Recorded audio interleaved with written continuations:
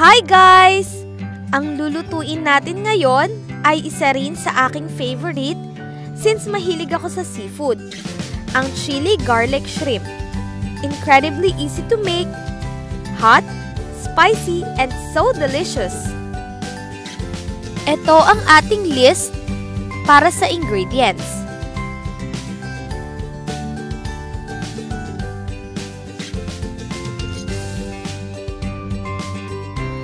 Meron tayong shrimp,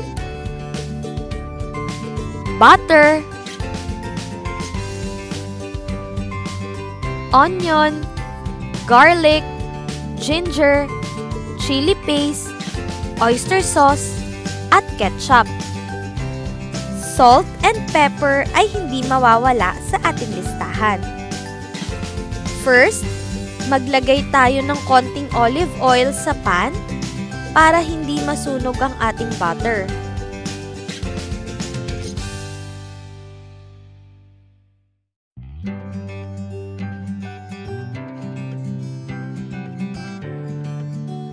At ilagay na natin ang ginger at isaute for 30 seconds.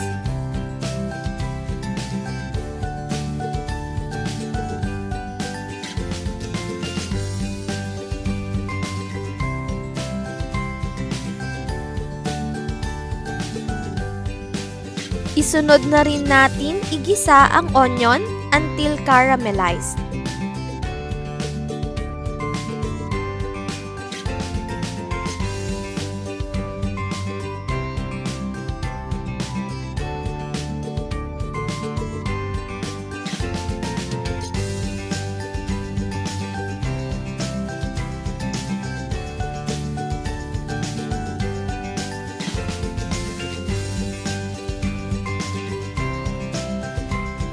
Next ay ang ating garlic for another 30 seconds.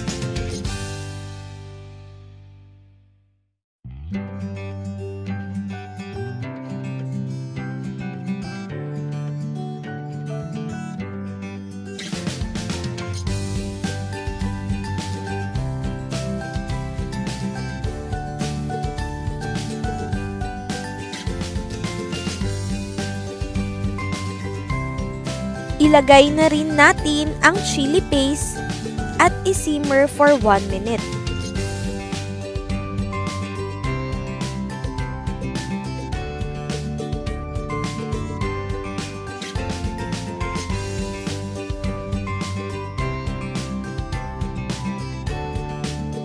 And finally, ilagay na natin ang ating shrimp and isaute for at least 5 minutes or until it turns orange.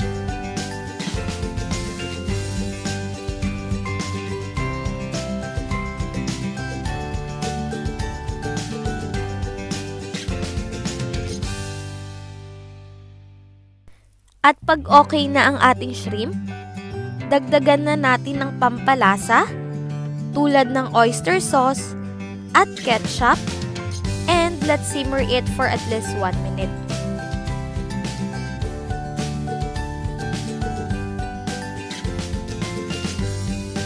And let's season it with salt and pepper.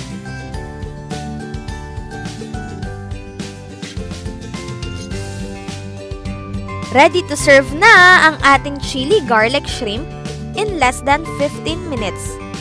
Garnish it with spring onions. It's so buttery, spicy, and juicy. If you don't have time to cook, this quick and delicious dish is perfect for you. Thank you for watching! Don't forget to hit like, subscribe, and share button.